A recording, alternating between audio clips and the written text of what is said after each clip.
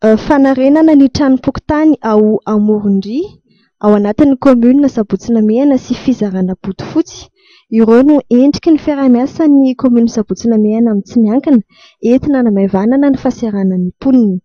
Tamin'ny tendry amin'ny torak'ity dia ny Somakoho indray no niara-niasa tamin'ity komuna ity.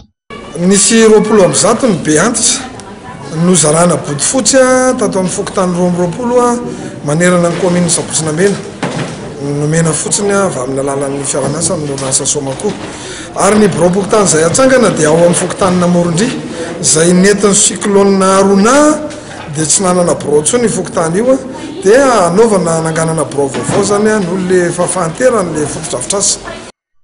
Ankoatra ireo dia omeny orinasa mpamokatra Botofotsy ity fihenam-bidy hatrany amin'ny 500,000 ireo mpiasa ny komuna hanjifa vokatra ho aminy ho fitsonjovana azy ireo amin'izao vanim-potoana ny ririnina izao. Kojakoja ilaina amin'ny fanamboarana trano mitentina trano amin'ny iray tapitrisa ariary kosa no omeny orinasa tsy miankina ity eo amin'ny fanarenana ny tranom-pokotany raha ny fanazavana.